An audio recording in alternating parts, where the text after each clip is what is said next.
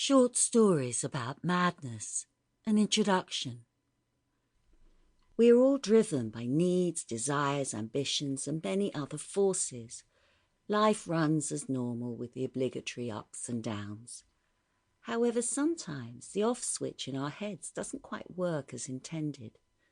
The world, ourselves, and others are seen in fractured ways through this disjointed prism of life.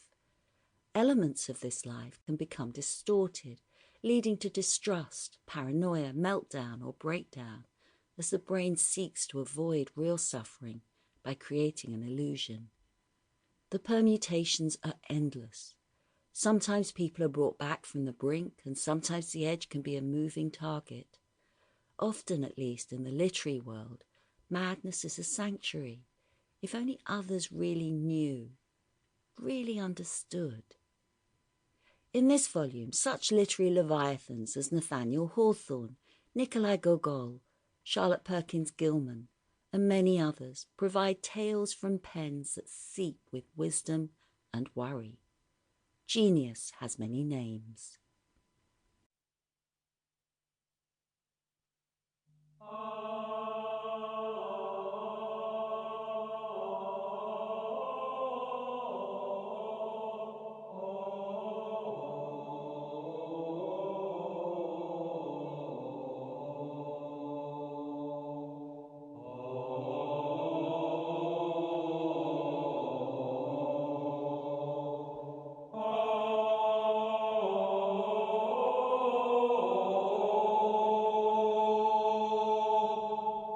The Pit and the Pendulum.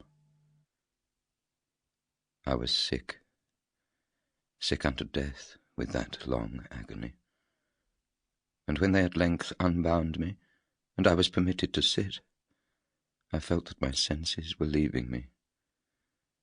The sentence, the dread sentence of death, was the last of distinct accentuation which reached my ears.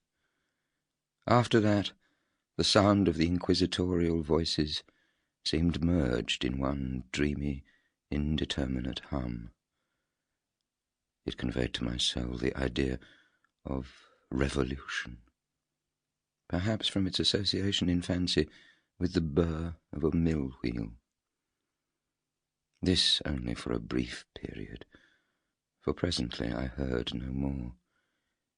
Yet for a while I saw, but with how terrible an exaggeration, I saw the lips of the black-robed judges. They appeared to me white, whiter than the sheet upon which I traced these words, and thin even to grotesqueness, thin with the intensity of their expression of firmness, of immovable resolution, of stern contempt of human torture.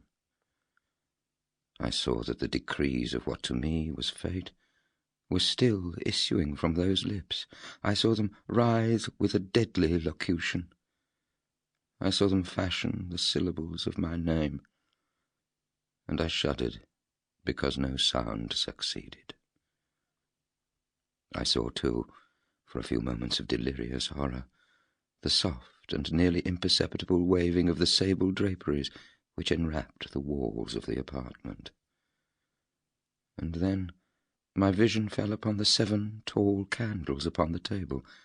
At first they wore the aspect of charity, and seemed white, slender angels who would save me.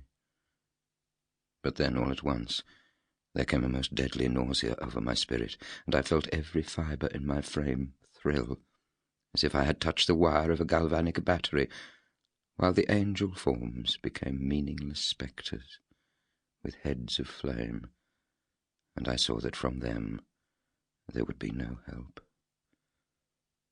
And then there stole into my fancy, like a rich musical note, the thought of what sweet rest there must be in the grave.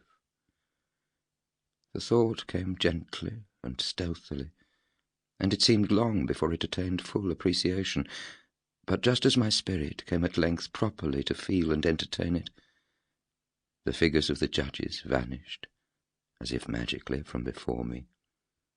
The tall candles sank into nothingness. Their flames went out utterly.